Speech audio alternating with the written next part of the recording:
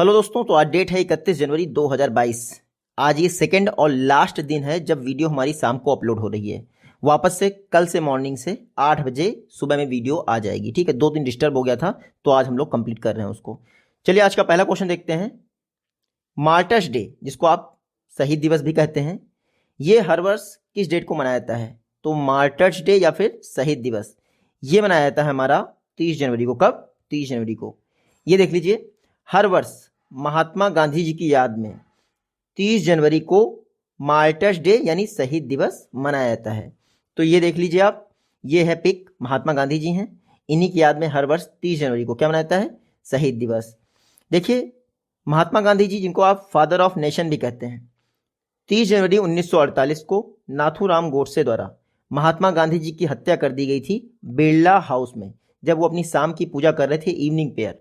तब नाथूराम गोडसे ने इनको बुलेट फायर कर दी थी, इन पे गोलियां मार दी थी, इस वजह से महात्मा गांधी जी की डेथ हो गई थी 30 जनवरी 1948। इसीलिए हर वर्ष 30 जनवरी को शहीद दिवस मनाया जाता है, मार्टर्स डे। तो इस बार 2022 में 74th मार्टर्स डे है, आपको याद रखना है। अच्छा, ये 30 जनवरी को हमारा शहीद दिवस हो गया। एक और शहीद दिवस है, वो 23 मार्च को मनाया जाता है। क्यों? क्योंकि 23 मार्च 1931 को भगत सिंह, शिवराम राजगुरु और सुखदेव थापर, इन 3 लोगों को फांसी दी गई थी। तो इसीलिए 23 मार्च को और 30 जनवरी को क्या शहीद दिवस मनाया जाता है। बाकी आपको पता ही है, जो दिल्ली में महात्मा गांधी जी की समाधि है उसको राजघाट कहते हैं, याद रखिएगा।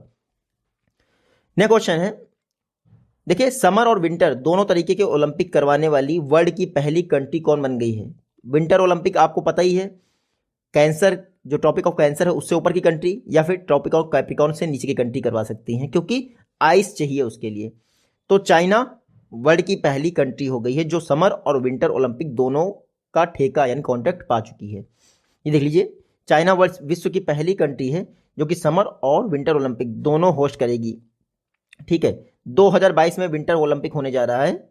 कहाँ पर? चाइना में। इसके लिए स्नोफ्लेक्स जो है आर्टिफिशियल बनाए जा रहे हैं चाइना में, इसीलिए चर्चा में था। यहाँ पर देख लीजिए, first snow making eight Olympic, पहली बार 1980 में स्नो मेकिंग को यूज़ किया गया। ठीक है, उसके बाद 2014 में सोची, रशिया में एक आर्टिफिशियल स्नो बनाई गई। वरना मोस्टली ऐसी कंट्री होती हैं जहाँ पर स्नो पड़ती ही है, लेकिन चाइना में भी स्नो बनाई जा रही है, याद रखिएगा। समर ओलंपिक आपके अलग होते हैं, विंटर ओलंपिक आपसे अलग होते हैं। आज हम बात कर रहे हैं विंटर ओलंपिक की, तो याद कर रखिएगा, इससे पहले के विंटर ओलंपिक 2018 में प्योंगचांग में हुए थे, साउथ कोरिया में। अगले विंटर ओलंपिक मिलानो कोर्टिना यानी इटली में होंगे 2026 में। चाहे समर ओलंपिक हो या फिर विंटर ओलंपिक, इनको करवाती एक ही संस्था है, international Olympic committee. International Olympic committee की बात करें तो जून 1894 में इंटरनेशनल ओलंपिक कमेटी की स्थापना हुई थी। कहाँ पर? पेरिस में, याद रखिएगा। हालांकि अब इसका हेडक्वार्टर है लोसाने में इंटरनेशनल ओलंपिक कमेटी का हेडक्वार्टर है। प्रेसिडेंट कौन है इंटरनेशनल ओलंपिक कमेटी के? Thomas Bach. कौन है? Thomas Bach. नेक्स्ट क्वेश्चन है, सेवा पोर्टल 2.0 ये किस स्टेट गवर्नमेंट द्वारा लॉन्च किया गया है? तो सेवा पोर्टल 2.0 इसको लॉन्च किया है आंध्र प्रदेश गवर्नमेंट ने। जो आंध्र प्रदेश के चीफ मिनिस्टर हैं YS जगनमोहन रेड्डी, यहां पर देख लीजिए आप, YS जगनमोहन रेड्डी, इनके द्वारा आंध्र प्रदेश सेवा पोर्टल 2.0 लॉन्च किया गया है। यहां पर आप पढ़ सकते हैं, आंध्र प्रदेश सेवा पोर्टल 2.0 लॉन्च किया गया है आंध्र प्रदेश के नागरिकों को बेटर सर्विस देने के लिए। ठीक है, तो ये जो सेवा पोर्टल है ये सिटीजन सर्विस पोर्टल होगा, और गवर्नमेंट की यानी स्टेट गवर्नमेंट की 90% से रिलेटेड जो सर्विसेज हैं आपको सेवा पोर्टल के थ्रू अवेलेबल करवा दी जाएंगी। तो क्या आंध्र प्रदेश पहला स्टेट है जिसने इस तरह का सर्विस पोर्टल लॉन्च किया है, जिसको आप सेवा पोर्टल कह रहे हैं? नहीं, इससे पहले ई सेवानम केरल गवर्नमेंट ने लॉन्च किया है। सेवा सिंधु पोर्टल कर्नाटक गवर्नमेंट का है। आपल सरकार पोर्टल महाराष्ट्र का है। जन सेवा पोर्टल मध्य प्रदेश का है। तो आंध्र प्रदेश पहला स्टेट नहीं है, लेकिन सेवा पोर्टल उसने लॉन्च किया है। आंध्र प्रदेश की बात कर लेते हैं, तो ये मैप में है आपका आंध्र प्रदेश। कैपिटल क्या है? 2024 तक तो आपकी हैदराबाद शेयर्ड कैपिटल है। 2024 के बाद अमरावती आंध्र प्रदेश की कैपिटल होगी। चीफ मिनिस्टर है YS जगनमोहन रेड्डी। गवर्नर कौन है? विश्वभूषण हरिचंदन। और एक यहाँ पर एक पुलिकट लेक है जो आंध्र प्रदेश और तमिलनाडु दोनों स्टेट्स में आती है। नेक्स्ट क्वेश्चन है हमारा, इंडिया द्वारा हाल ही में किस कंट्री के साथ मिलकर स्टार्टअप्स को सपोर्ट करने के लिए $150 मिलियन का फंड बनाया गया है। तो इंडिया ने यूएई के साथ मिलकर 150 मिलियन का फंड बनाया है स्टार्टअप्स को सपोर्ट करने के लिए।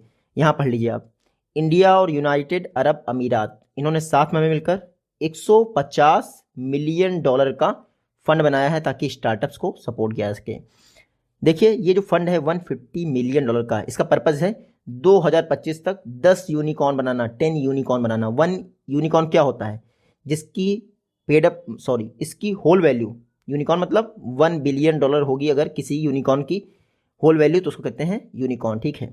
तो दुबई में वर्ल्ड एक्सपो चल रहा है, उस दौरान ये $150 मिलियन की पार्टनरशिप की गई है इंडिया और यूएई के बीच में, ताकि क्या हो सके, 10 यूनिकॉर्न बनाए जा सकें 2025 तक। पहली बार स्टार्टअप्स को सपोर्ट करने के लिए दोनों कंट्री के बीच में ऐसा कोई फंड साइन हुआ है। बाकी ये मेरे ख्याल से आपको पढ़ने की जरूरत नहीं है। देख लेते हैं यूएई की पोजीशन। यूएई कहाँ है हमारा? तो यूएई है आपका, ये देख लीजिए, ये है आपका यूएई। यूएई की कैपिटल क्या है? Abu Dhabi. करेंसी क्या है? दिरहम। यूएई के प्रेसिडेंट कौन है? खलीफा बिन जायद अल नहयान। यूएई इस समय बहुत चर्चा में है, क्यों? इंटरनेशनल क्राफ्ट आर्ट फेस्टिवल वो यूएई में हुआ है। उसके अलावा वर्ल्ड एक्सपो 2020 वो भी यूएई में हुआ है। और अब इंडियन गवर्नमेंट ने $150 मिलियन का फंड बना लिया है 10 यूनिकॉर्न बनाने के लिए 2025 तक। नेक्स्ट क्वेश्चन है हमारा, देखिए हाल ही में जो इंडिया का गिफ्ट सिटी है, इंटरनेशनल फाइनेंशियल सर्विस सेंटर, वहाँ का जो इंटरनेशनल एक्सचेंज है, उसमें किस बैंक द्वारा $300 मिलियन के फार्मोसा बॉन्ड लिस्ट किए गए हैं?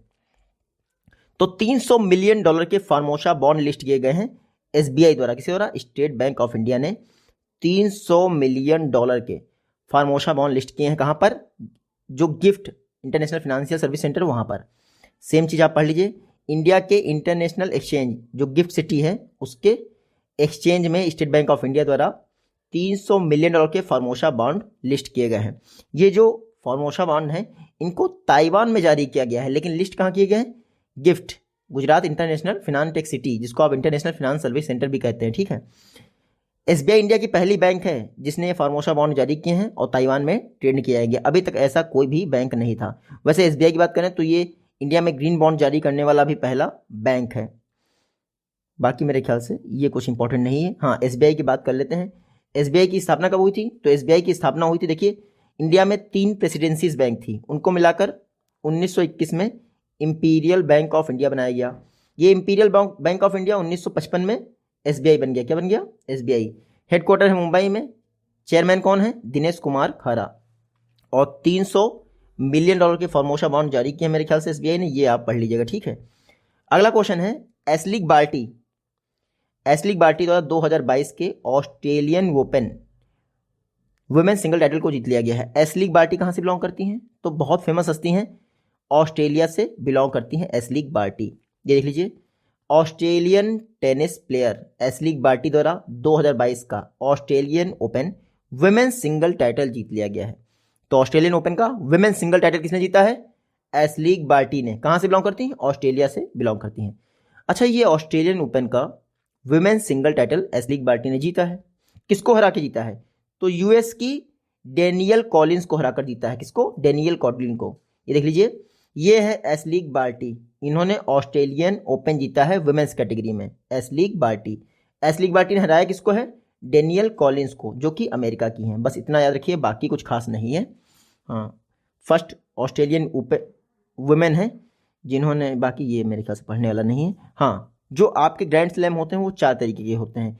विंबलडन सबसे पुराना ग्रैंड स्लैम है, याद रखिएगा, 1877 में शुरू हो गया था। सेकंड नंबर पे यूएस आता है 1881 में, फिर फ्रेंच आता है 3rd नंबर पे, ऑस्ट्रेलिया आता है 4th नंबर पे 1905 में। कभी कभी पूछ लेते हैं, जो फ्रेंच ओपन होता है इसमें से कौन सा ग्रैंड स्लैम रेड सैंड पे खेला जाता है? तो फ्रेंच ओपन जो है वो रेड सैंड पे खेला जाता है, आपको इतना याद रखना है। नेक्स्ट क्वेश्चन है, पंडित जसराज कल्चरल फाउंडेशन, इसको किसने लॉन्च किया है? लॉन्च किया मतलब इनॉग्रेशन किया गया है। तो पंडित जसराज कल्चरल फाउंडेशन का इनॉग्रेशन किया है प्राइम मिनिस्टर मोदी जी ने। किसने? प्राइम मिनिस्टर मोदी जी ने। ये देख लीजिए, प्राइम मिनिस्टर मोदी जी ने पंडित जसराज जी की 92nd यानी 92वीं बर्थ एनिवर्सरी पर हाल ही में पंडित जसराज कल्चरल फाउंडेशन का इनॉग्रेशन किया है। प्राइम मिनिस्टर मोदी जी चाहते हैं कि इंडियन म्यूजिक का ग्लोबलाइजेशन यानी वैश्वीकरण किया जा सके। पंडित जसराज देख लीजिए, ये हैं पंडित जसराज। मेवाती घराने से बिलोंग करते हैं, जोधपुर का मेवाती घराना, उससे बिलोंग करते हैं पंडित जसराज। हिंदुस्तानी क्लासिकल म्यूजिक के लिए जाने जाते हैं पंडित जसराज, आपको पता ही होगा। याद रखिए कि पद्म विभूषण दिया गया था पंडित जसराज को 2000, इनको पद्मश्री 1975 में दिया गया था और 25 साल लग गए पद्म विभूषण देने में। तो मेवाती घराना पंडित जसराज। नेक्स्ट क्वेश्चन है कॉम्पीट्स एक्ट हाल ही में किस कंट्री द्वारा पास किया गया है? कॉम्पीट्स एक्ट ये पास किया गया है यूएसए द्वारा, अमेरिका द्वारा, ठीक है, याद रखिएगा। कॉम्पीट्स एक्ट का फायदा मिलेगा इंडियन को। कंपटीशन करिए, आगे बढ़िए। जो यूएस का हाउस ऑफ रिप्रेजेंटेटिव है, जिसको आप लोकसभा भी कह सकते हैं, लोअर हाउस भी कह सकते हैं, उसने हाल ही में कॉम्पीट्स एक्ट पास किया है 2022 में। कॉम्पीट्स का फुल फॉर्म देख लीजिए, creating opportunities for manufacturing pre eminence in technology and economic strength. ये कॉम्पीट्स एक्ट फास्ट जो किया गया है कॉम्पिटिशन को बढ़ावा देगा और वीज़ा एप्लीकेशन को हेल्पफुल बनाएगा यूएस में। तो हाउस ऑफ रिप्रेजेंटेटिव ने कॉम्पीट्स एक्ट पास कर दिया है। ये यहाँ पे देख लीजिए, ये है अमेरिका। अमेरिका देखिए, हमारे यहाँ कहते हैं संसद, संसद में लोकसभा राज्यसभा है, वैसे अमेरिका में कहते हैं यूएस कांग्रेस। क्या कहते हैं? US Congress. यूएस कांग्रेस में एक हाउस ऑफ रिप्रेजेंटेटिव है, एक है senate. House of representative lower है, लोअर आपका सदन है, ठीक है, लोअर हाउस है जिसको आप कहते हैं। हाउस ऑफ रिप्रेजेंटेटिव में कितने मेंबर हैं यूएस के? 435, जबकि सीनेट में 100 हैं, बस इतना याद रखिएगा, ठीक है। तो लोकसभा हाउस ऑफ रिप्रेजेंटेटिव उसने कॉम्पीट्स एक्ट 2000 पास कर दिया है। यूएस की बात करें तो कैपिटल आपको पता ही है, बताने की जरूरत नहीं, करेंसी भी डॉलर है। हाँ, 46 प्राइम मिनिस्टर प्रेसिडेंट कौन है यूएस के? Joy Biden. नेक्स्ट क्वेश्चन है आईएनएस खुखरी मेमोरियल, ये कहाँ पर बनाया जा रहा है? तो आईएनएस खुखरी मेमोरियल दमन द्वीप में बनाया जा रहा है।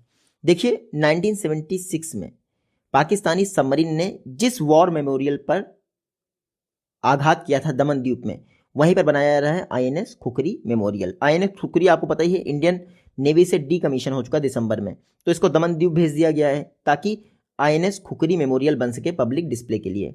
अच्छा, आईएनएस खुखरी को कमीशन कब किया था? 1989 में मुंबई में, याद रखिएगा। मंझगांव डॉक शिप बिल्डर्स ने आईएनएस खुखरी को बनाया था।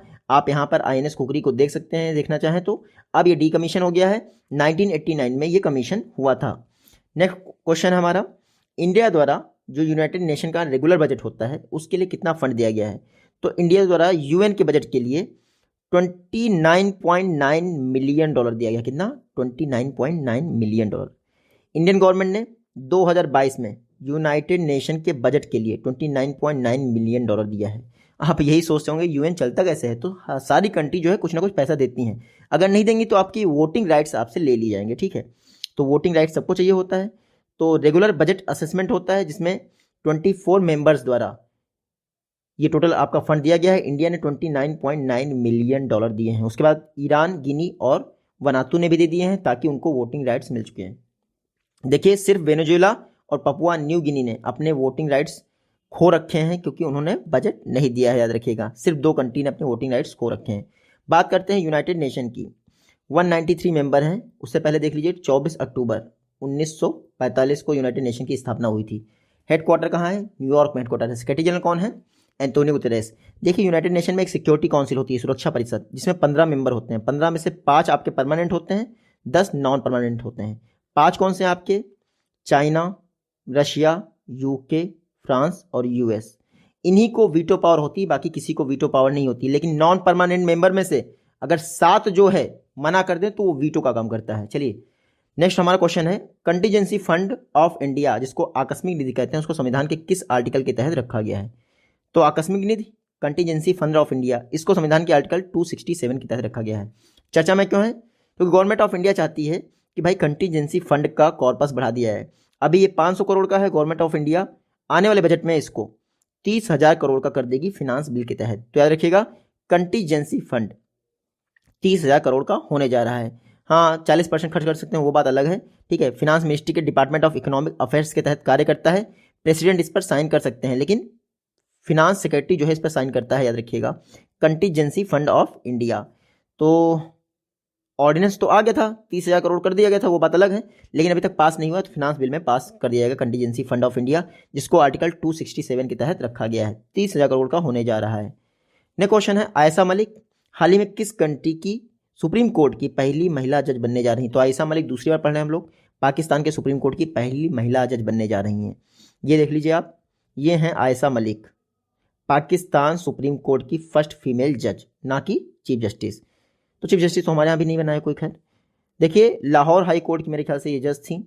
अब पाकिस्तान, हाँ ये लाहौर हाई कोर्ट की जज थी, अब पाकिस्तान के सुप्रीम कोर्ट की पहली महिला जज बनने जा रही हैं आयशा मलिक। ठीक है, तो आयशा मलिक पाकिस्तान के सुप्रीम कोर्ट की पहली महिला जज बनने जा रही हैं। तो इंडिया में क्या अभी तक कोई बना है? देखिए इंडिया में क्या हुआ है, इंडिया में फातिमा बीबी, जस्टिस फातिमा बीबी इंडिया की पहली फीमेल पर्सन थी जिनको सुप्रीम कोर्ट में जज बनाया था 1989 में। वर्तमान में जो आपके सुप्रीम कोर्ट में टोटल जजेस हैं 34 हैं, उसमें से 4 फीमेल जजेस हैं। शायद पहली chief justice of India female हमें मिले 2027 में, जिनका नाम होगा बीवी नागरत्ना, अगर कुछ अनहैपनिंग नहीं हुआ तो बीवी नागरत्ना ये क्या होंगी? इंडिया की फर्स्ट फीमेल चीफ जस्टिस होंगी। आयशा मलिक पाकिस्तान की। नेक्स्ट क्वेश्चन है, street capping and beautification of roads project किसने लॉन्च किया है? तो street scaping beautification of road project Delhi government ने लॉन्च किया है। यूरोप की तर्ज पे रोड बनाई जा रही है दिल्ली में। ठीक है, इसकी वजह से 550 मीटर का अलग से स्ट्रेच बनाया जाता है। तो जितनी भी नई रोड बनेगी वहाँ पर आपको इस तरह का ये 550 मीटर लंबा स्ट्रेच मिलेगा। Street escaping and beautification of road project Delhi government ने लॉन्च किया है, यूरोपियन सिटी की तर्ज पर होगा। ठीक है, 9 स्ट्रेचेस हैं जिनको सिलेक्ट किया गया है, अभी धीरे धीरे और बढ़ाए जाएंगे। तो दिल्ली में street escaping and beautification of road project launch कर दिया है यूरोपियन सिटी की तर्ज पर। दिल्ली देखिए, हमारे संविधान में 69th अमेंडमेंट किया गया था 1992 में। इसके तहत दिल्ली में जो आपकी विधानसभा, इसको स्पेशल पावर दी गई आर्टिकल 239 AA के तहत। 239 AA दिल्ली से रिलेटेड है, 239 AB पौंडीचेरी से रिलेटेड है। 239 AA क्या कहता है? देखिए, लेफ्टिनेंट गवर्नर होगा, विधानसभा होगी जो पब्लिक ऑर्डर, प्लेस यानी लैंड और पुलिस पर कानून नहीं बना पाएगी, बस इतना है। और आर्टिकल 239 AA ये भी कहता है कि दिल्ली में जो मिनिस्टर्स हैं, काउंसिल ऑफ मिनिस्टर हैं, वो टोटल नंबर ऑफ मेंबर के 10% से अधिक नहीं होंगे, कैबिनेट 10% से अधिक नहीं हो सकती। तो दिल्ली का आर्टिकल याद रखिएगा। नेक्स्ट क्वेश्चन है, नाइपर पोर्टल ये किस मिनिस्ट्री ने लॉन्च किया है? तो इसको PIB में भी कवर किया है। Ministry of chemical and fertilisers ने नाइपर पोर्टल लॉन्च किया है। देखिए, minister of chemical Mansukh Mandaviya ji हैं ना, उनके द्वारा ये नाइपर पोर्टल लॉन्च किया गया है। National institute of pharmaceutical education and research, NIPER portal यानी फार्मास्यूटिकल से रिलेटेड जितनी भी एजुकेशन रिसर्च चाहिए आपको, नाइपर पोर्टल पर जाइए, आपको सब कुछ मिल जाएगा। ठीक है, तो एक तरह के नाइपर्स जो है ये ग्रुप है नेशनल लेवल फार्मास्यूटिकल इंडस्ट्रीज का। नाइपर पोर्टल पर आप फार्मास्यूटिकल से रिलेटेड सारी जानकारी ले सकते हैं, इवन प्राइसिंग तक की। लास्ट क्वेश्चन है आपका, नारायण देवनाथ हाल ही में निधन हो गया। कहाँ से बिलोंग करते थे नारायण देवनाथ जी? तो नारायण देवनाथ जी ये वेस्ट बंगाल से बिलोंग करते थे। इनकी एक कॉमिक बुक है, एक तो राइटर थे ये नारायण देवनाथ जी, इनकी कॉमिक बुक है बंतूल, फर्स्ट सुपर हीरो। ठीक है, ये हैं नारायण देवनाथ जी, वेस्ट बंगाल से बिलोंग करते थे। कहाँ से? वेस्ट बंगाल से। आप यहाँ पढ़ लीजिए, बंगाली कॉमिक राइटर नारायण देवनाथ जी का निधन हो गया। ठीक है, बंतूल द ग्रेट सुपर हीरो, इनकी इंडिया का पहला सुपर हीरो था बंतूल। ठीक है, जो इन्होंने लिखी थी नारायण देवनाथ जी ने। 2021 में इनको पद्मश्री से भी सम्मानित किया गया था, बस इतना याद रखिएगा। ये आज की वीडियो से क्वेश्चन है, आप इजीली इनका जवाब दे सकते हैं। जल्दी ही मिलते हैं आपसे अपनी नेक्स्ट वीडियो में, तो take care, good bye and जय हिंद।